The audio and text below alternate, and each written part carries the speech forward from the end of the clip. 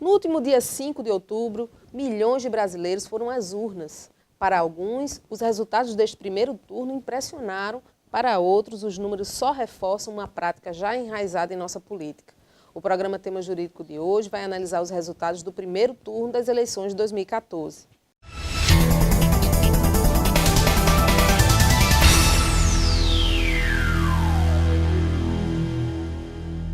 O programa Tema Jurídico de hoje vai traçar um panorama das eleições do primeiro turno. O que os números revelam? A reviravolta na campanha presidencial.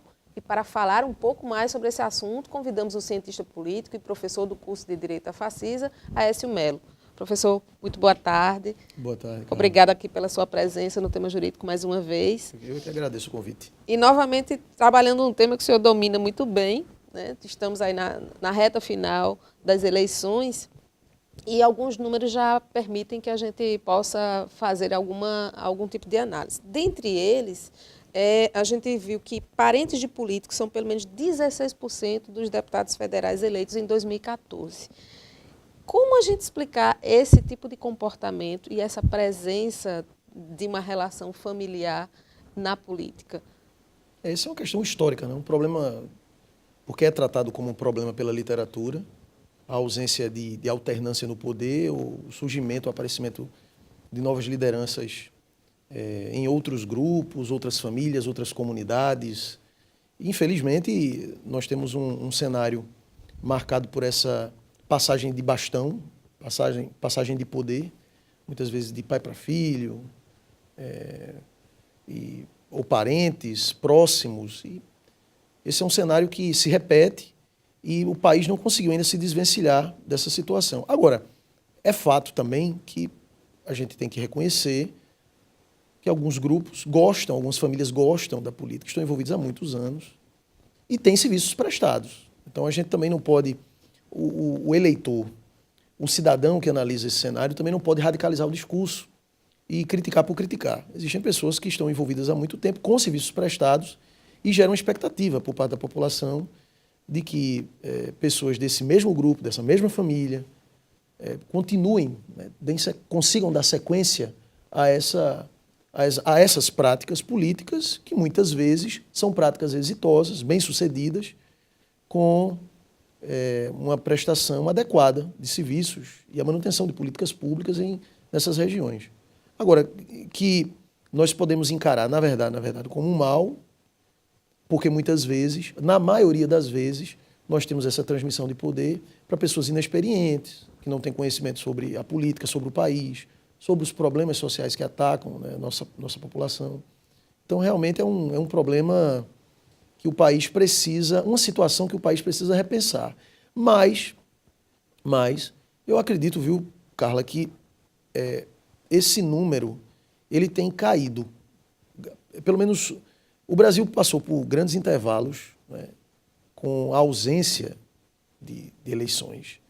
Então, o brasileiro ele voltou a votar há alguns anos, algumas décadas, e está tentando, né, se readaptar, se acostumar. A nossa democracia não é uma democracia consolidada. Ela está em vias de consolidação através desse processo político. Então, as pessoas elas começam a analisar com maior cuidado, com a maior quantidade de informações, muitas vezes não são as melhores informações, mas começam a avaliar melhores as pessoas e os grupos políticos, as famílias, essas castas. De qualquer forma, esse comportamento cultural em relação à votação e à escolha dentro desse processo eleitoral tem também uma relação com votar na figura e não no partido. Né? E isso a gente percebe e nessa eleição acho que isso ficou ainda mais claro com toda a dança de troca, eu não voto em linha reta, né? Eu voto no deputado de um partido. É verdade. Enfim. É verdade, não há coerência, muitas vezes, no voto, por conta dessa... O eleitor não entende muito bem, né, a questão dos partidos políticos, a configuração, as bandeiras ideológicas que estão por trás dos partidos, as histórias dos partidos, né, de onde veio o PMDB, como foi a origem do PSDB, como foi o início do PT. Então, as pessoas não entendem muito bem isso. E acabam votando, né, no político, porque no Brasil nós temos essa personificação. A marca maior da política brasileira, sem sombra de dúvidas, é um político que consegue arrastar multidões, um político que consegue, muitas vezes, dizer o que o povo quer ouvir. Então, essas figuras políticas que acabam se transformando em verdadeiros mitos, né? Eles podem estar em qualquer tipo de partido, com qualquer tipo de bandeira ideológica, mas ainda assim serão votados, e bem votados. E muitas vezes essa pessoa, né, acaba contribuindo, por exemplo, vota no governador e vota no deputado estadual que vai inviabilizar o governo daquele que ele escolheu. Então, assim, falta essa consciência política de que é preciso ter um alinhamento mínimo. É verdade. Há uma incoerência. Quando o eleitor não conhece a história do partido, não conhece a história do candidato, e há uma tremenda ignorância, né, nessa situação em que você vota num candidato, por exemplo, num governador, candidato do partido Y, e vota num deputado do partido X, sabendo que esse deputado, se eleito, vai, como você bem disse, inviabilizar, porque vai ser uma figura importante da oposição dentro, no caso do Estado, da Assembleia Legislativa, ou numa prefeitura, na Câmara de Vereadores, ou no plano nacional, no Congresso Nacional. Infelizmente, isso acontece. É muito comum a gente ouvir isso das pessoas.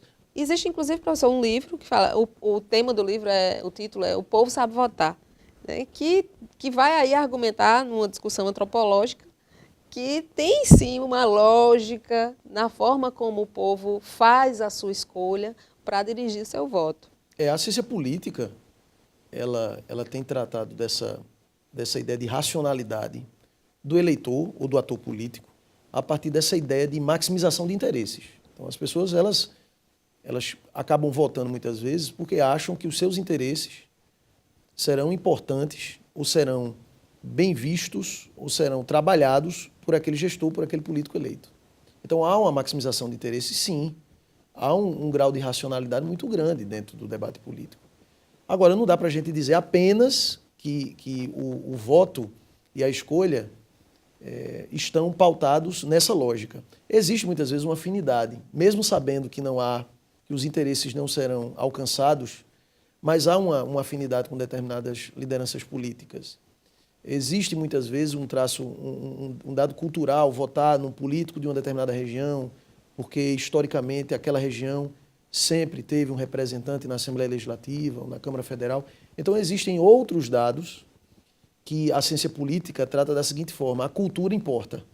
A cultura importa. Dados culturais relacionados ou trabalhando paralelamente com essa ideia de racionalidade dentro do jogo político, essa maximização de interesses dentro do jogo político, isso também existe, isso também está presente. Agora, no caso do Nordeste brasileiro, né, apesar dos dados que apresentam melhoras, crescimento nessa região, a pobreza, a ignorância, a ausência de educação, de serviços básicos, esse cenário ainda coloca, muitas vezes, ferramentas importantes nas mãos de um político que quer se eleger. Tem um peso ainda, Tem um peso porque no discurso, na retórica, acaba conseguindo angariar votos.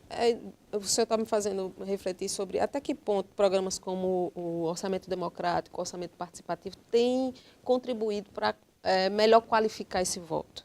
As lideranças locais, elas têm participado. Eu não acredito numa efetiva participação, da população nesses programas, e sim de lideranças locais, que muitas vezes utilizam esses programas tentando encontrar uma espécie de catapulta política, né? Tentando encontrar uma espécie de trampolim político, viabilizando uma aproximação com o gestor local, ou tentando, mais adiante, uma candidatura para vereador na sua cidade, ou para deputado estadual no seu estado. Eu sou meio cético em relação a esses programas, no sentido de efetiva participação popular. Mas, obviamente, existe um peso, né, em termos de cobrança, em termos de, como a ciência política costuma dizer, utilizando uma expressão na língua inglesa, accountability, né, você está presente e fiscalizar a atuação do gestor.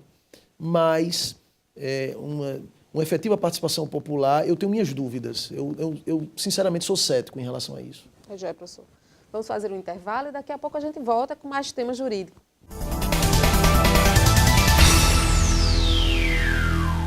Voltamos com o tema jurídico, que hoje está analisando os resultados do primeiro turno das eleições de 2014. Professor, tivemos mais uma vez a eleição de Tiririca, né? E eu queria saber do senhor em que medida a gente pode considerar ele que fez uma campanha fazendo piadas e tal, mas conseguiu se eleger, em que medida a gente pode considerar isso de fato como um voto de protesto? Esse voto de protesto, Carla, é um desafio para qualquer analista político. Há um componente aí levado para a coisa da brincadeira, né? Da piada, fazer piada com a vida política do país.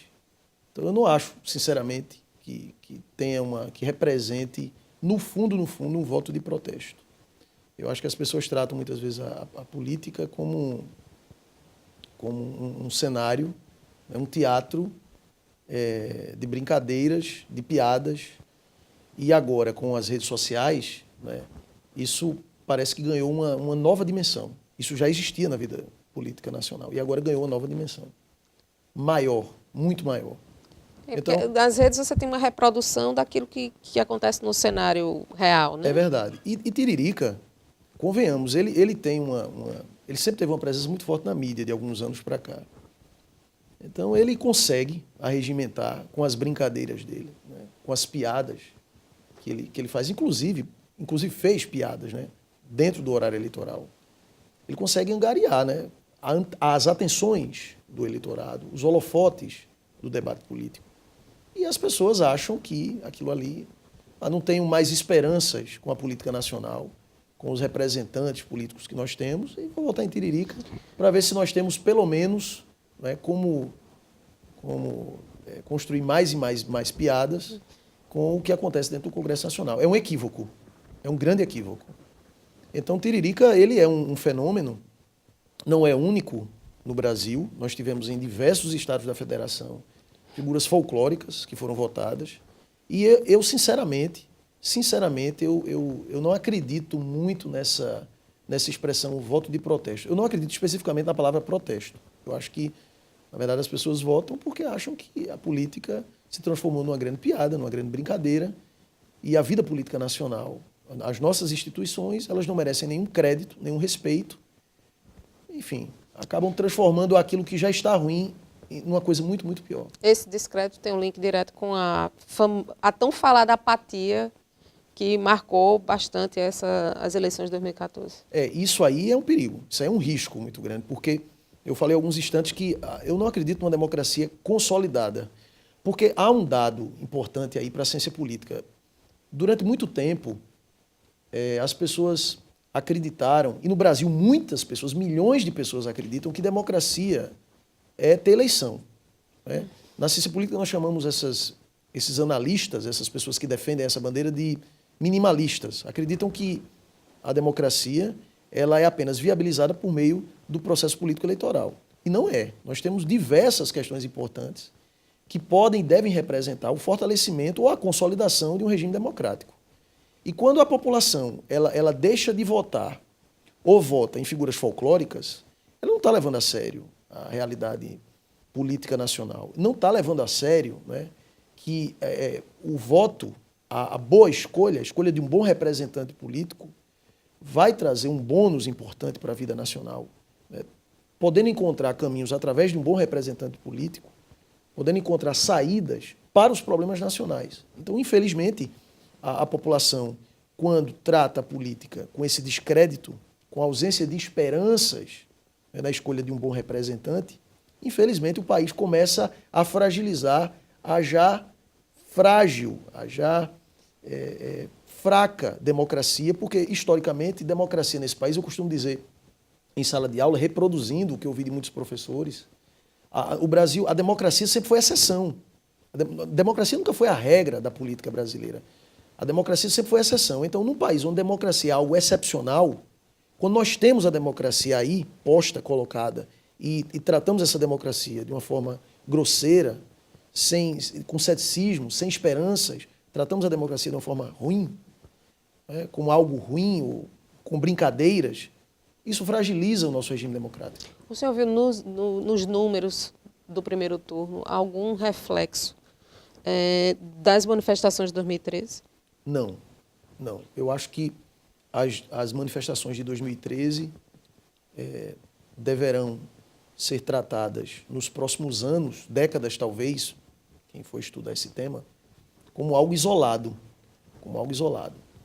É claro que muitas pessoas que participaram daquelas manifestações, com toda a certeza do mundo, no momento de votar, levaram em consideração as bandeiras que foram levantadas naquela época. E alguns temas permaneceram no debate político, mas eu não acredito numa relação, não. Aliás, sobre as manifestações de 2013,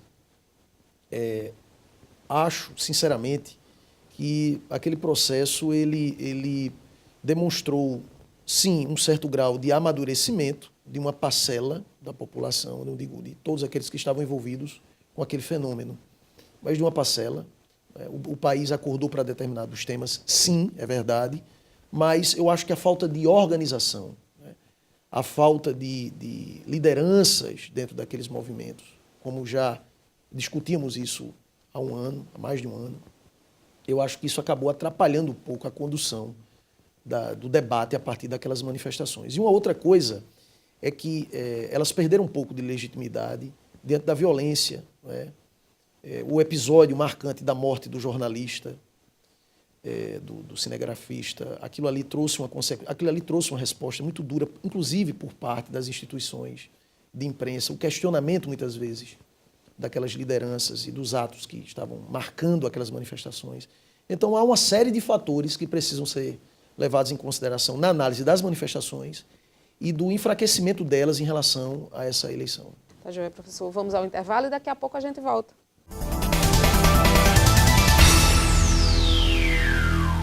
Voltamos ao último bloco do programa Tema Jurídico, que hoje está conversando com o cientista político Aécio Melo sobre o resultado do primeiro turno das eleições de 2014. Professor, a gente teve um desempenho que acho que merece uma avaliação dos chamados partidos nanicos. Né? Como o senhor percebeu esse desempenho e eles que abraçaram temas específicos, né? Família, homofobia, religião. Como é que o senhor analisa essa participação? Eu acho que o crescimento desses partidos políticos menores tem uma relação direta com, muitas vezes, as barreiras criadas dentro dos grandes partidos, barreiras que inviabilizam a presença de novas lideranças ou a possibilidade de uma vitória nas urnas de figuras que querem participar do processo político decisório com mandatos, querem vencer e querem ser vereadores, querem ser deputados estaduais, federais, senadores. Então, esses partidos políticos menores, eles acabam se transformando em portas de entrada para a vida política de lideranças que não contam, muitas vezes, com respaldo ou não conseguem arregimentar apoios suficientes, apoios que, num partido político de maior envergadura, sinceramente, não acredito, né, que possam ser apoios arregimentados para que essas lideranças consigam crescer, consigam ter uma vida próspera dentro do jogo político. Então, nós temos aí grandes líderes que acabam arrastando multidões dentro desse processo político eleitoral, conseguem angariar muitos votos, e os partidos menores acabam viabilizando pelas contas, né, do processo político uma eleição que, no partido maior, ela estaria como a derrota seria algo certo. Então, esse é o primeiro ponto. O segundo ponto realmente é a presença dentro do debate político, nesses partidos menores, de bandeiras que muitas vezes não conseguem encontrar ecos dentro dos grandes partidos. Então, se debates importantes são travados dentro de determinados partidos, mas muitos temas são colocados de lado, colocados à margem, nesses partidos menores, muitas vezes essas temáticas, elas são trazidas para o horário eleitoral e a população acaba tomando conhecimento, acaba se transformando num verdadeiro, pegar uma expressão bem nossa, um cavalo de batalha daquele partido menor, como uma bandeira que vai ser defendida até as últimas consequências. Uma outra questão que, inevitavelmente, a gente acompanhou ao longo desse período agora, dessa corrida, é a questão da reforma política. Como é que o senhor vê esse tema? Que viabilidade o senhor vê para que se aconteça? E se a gente precisaria de um plebiscito, de um... Eu não acredito, sinceramente, Carla, numa reforma política capitaneada pelo Congresso Nacional. Eu acho isso impossível, até. Não quero exagerar, não quero parecer um radical, mas acho muito difícil porque existem problemas que precisam ser discutidos pelo Congresso, outras reformas também importantes, talvez a mais importante seja a reforma política, sem dúvida, mas nós temos aí questões, mais uma reforma previdenciária, uma reforma tributária. Então nós temos temas muito, muito importantes que merecem destaque, merecem ser debatidos dentro do Congresso Nacional. A reforma política, a grande dificuldade é como um Congresso eleito com essas regras poderá ou terá interesse de discutir, né, uma mudança das regras do jogo, sabendo que essas regras que aí estão, elas conseguem beneficiar esses grupos políticos que estão no poder há muitos anos, há décadas. Então, qual seria a saída? Talvez uma pressão popular, ou uma consulta popular, talvez um plebiscito, possa viabilizar essa reforma. Alguns falam aí de uma Assembleia Nacional Constituinte. Voltada especificamente para uma reforma política. Eu não sei, sinceramente, como nós poderíamos viabilizar isso. Essa chamada a manifestação do poder constituinte originário, você criar regras constitucionais de uma forma tão ampla assim, ela, em tese, não encontra limites. Mas ela precisa ser muito bem discutida, porque fazer uma reforma constitucional tão ampla, ou convocar uma Assembleia Nacional Constituinte para discutir apenas a reforma política, é mexer no DNA da política nacional. E aí é o seguinte, é aquela velha história, o médico e o monstro. Nós podemos criar um médico com aquela fórmula, mas também podemos criar um monstro, não é? Dentro daquele conto da literatura. Nós podemos mexer no DNA da política nacional, podemos tratar de temas importantes, gerando um modelo político com essa reforma melhor, mas podemos também criar uma monstruosidade política, dependendo do perfil daquele que vai discutir, daquele que vai trabalhar esses temas tão caros e importantes para uma possível reforma. Mas eu sou cético, eu não acredito numa reforma política nem num curto espaço de tempo, né? Nem também a médio e longo prazo. Eu acho que nós vamos ter que amadurecer muito isso. Professor, muito obrigada pela sua participação aqui no Carol. tema jurídico, e a gente abre aí o espaço para as considerações finais. Eu acredito, como professor, como advogado, como cidadão, que a população deve encarar esse momento como um momento extremamente relevante. Deve encarar com seriedade a eleição. Esquecer que nós temos naquelas figuras políticas apenas defeitos, e também levar em consideração que essas figuras políticas, esses atores políticos, não têm apenas virtudes. Mas é nesse equilíbrio, né, no olhar do eleitor, no olhar equilibrado, sereno, né, do cenário político nacional e das lideranças que estão à disposição, né, para essa escolha tão importante, que o eleitor saiba, né, escolher para que o nosso Estado, nesse cenário que aí está, o nosso Estado e o nosso país, possam, né, progredir, possam superar os seus males maiores. Eu acho que essa é a esperança que um professor, que um cidadão, que um advogado, eu acho que é a esperança que boa parte dos cidadãos brasileiros tem. E vamos torcer para que as escolhas sejam bem feitas. Obrigada, professor, Obrigado. E obrigada você também pela audiência aqui na TV Itararé e no nosso canal no YouTube. Bom final de semana e até sábado que vem com mais um tema jurídico da Facisa.